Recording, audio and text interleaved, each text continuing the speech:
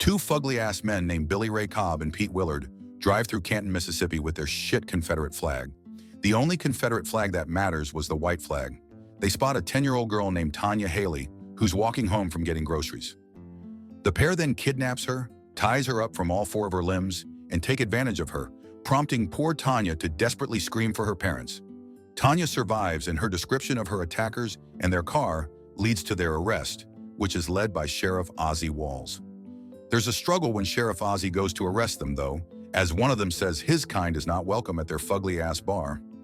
While Tanya is in the intensive care unit, Walls questions Pete in a recorded interrogation. Tanya's father, Lee Hailey, visits lawyer Jake Brigance, who has previously defended his brother Lester, and informs him of Tanya's condition. Carl brings up the case where a black girl's four white attackers walked free and hints at harming Tanya's attackers. Later that night, after putting his little daughter Hannah to sleep, Jake tells his wife Carla that he can't help but think of Tanya when he sees Hannah. He then shares that Carl hinted at harming Tanya's attackers, prompting Carla to suggest that he inform Sheriff Walls. Honestly, I wouldn't blame Carl for doing what most fathers would. As Billy and Pete ascend the courthouse stairs on the day the judge is about to set their bail, Carl barges into the courthouse with a rifle and opens fire, killing both Billy and Pete and accidentally injuring Deputy Dwayne Looney, who's closely escorting them.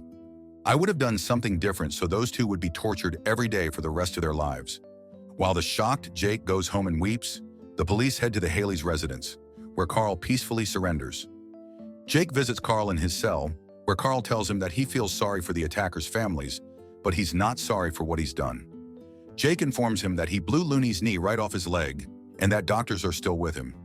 Jake adds that he will have a preliminary hearing the next day, and after that, the mean and ambitious district attorney, Rufus Buckley, will push for a fast trial and enjoy the publicity. Oh, it's that one actor who took advantage of men. How ironic that he is a lawyer in this movie. Jake then admits that he hasn't beaten Buckley in a murder trial yet, and that Carl's fate depends on the jury. Carl hopes that people will understand and be sympathetic to his case, and although he can't afford the defense, Jake agrees to defend him. The news about Jake representing Carl reaches the Madison County District offices, and Buckley laughs as he's confident that Jake is no match for him. But Jake, way hotter than you fugly stank ass. After learning that the preliminary is at 3 the next day, and the presiding judge is Judge Omar Noose, Buckley becomes happier.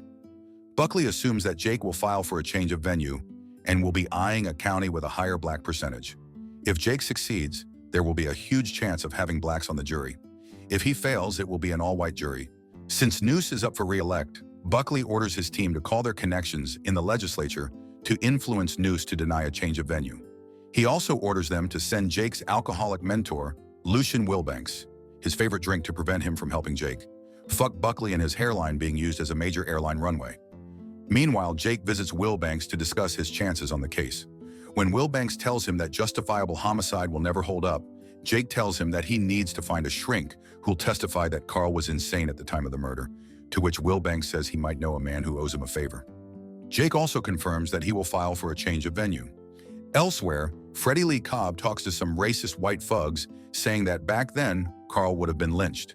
He tells the other two thugs to get the KKK involved.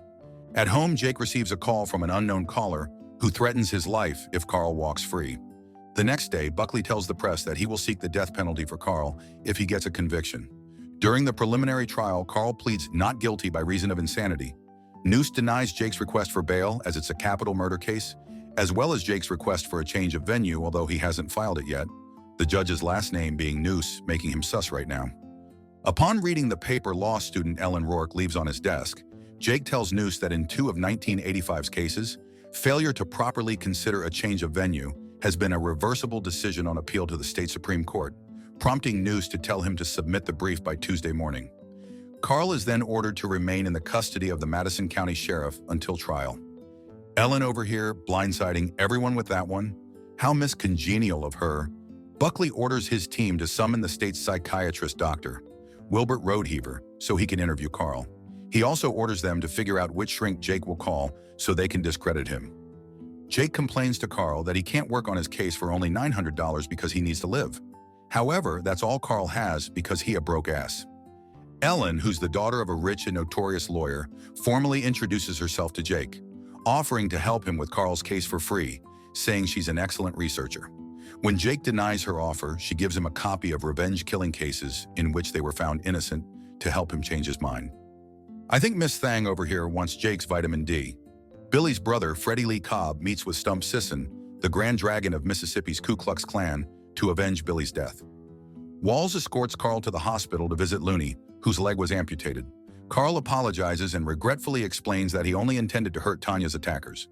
Freddie officially joins the Klan together with his friends Winston, a man with a Mickey Mouse tattoo, and Deputy Hastings. That night, Klansman Mickey Mouse calls Jake's residence and warns Carla to leave the house with her daughter.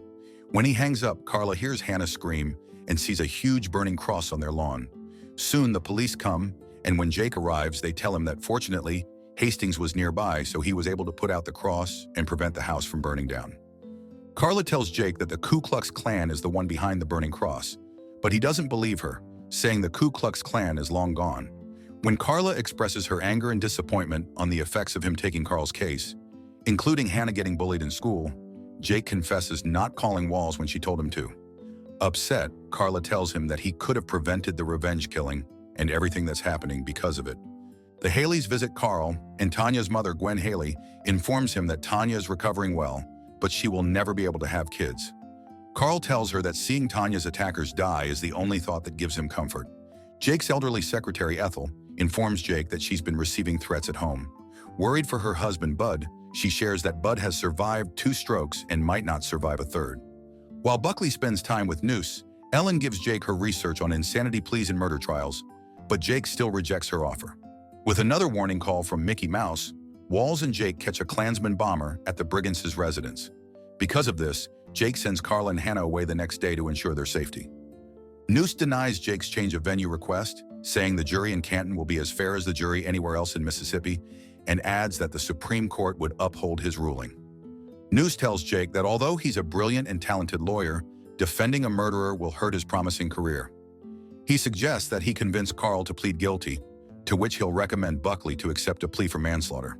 He adds that with that, Carl will be out in 20 years, which is better than Gwen becoming a widow. Wilbanks introduces Jake to a drunk doctor, Willard Tyrell Bass, who they'll call on the stand as the expert witness for the defense. He assures Jake that Bass is brilliant when he's sober. That night, masked Klansmen attack Ethel and Bud in their residence, and before they leave, one of them orders Ethel to tell Jake that next time, people are going to die. Bud is taken to the hospital, but he soon dies. The next day, Ellen talks to Jake again after hearing that Noose turned down his change of venue request and finally convinces him to let her help. Buckley officially announces to the press that Carl's trial will be held in Canton and that Noose has issued 150 summonses of potential jurors in a sealed envelope. Although he says that the list will be kept strictly confidential and that not even he or Jake will know the potential jurors' identities until the jury selection to prevent tampering, his team has already acquired it. Jake, his close lawyer friend, Harry Rex Vonner, Wilbanks, and Ellen prepare for the jury selection. They prefer to have on the jury fathers who are not over 50 years old and who would want to do what Carl did. While the trial is ongoing, the Klan, led by Stump, rallies on the streets, demanding that Carl be given the death penalty. Carl's supporters, who are chanting "Free Carl Lee," counter them, prompting a violent brawl to erupt.